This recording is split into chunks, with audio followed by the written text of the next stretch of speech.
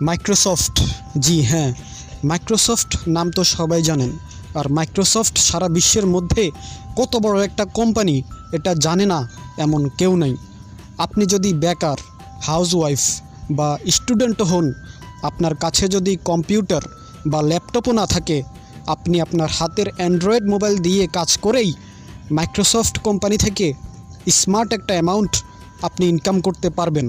আমি এই ভিডিওতে মাইক্রোসফট থেকে কী পরিমাণ ইনকাম করা সম্ভব সেটার পেমেন্ট প্রুফ সহ দিয়ে দিলাম।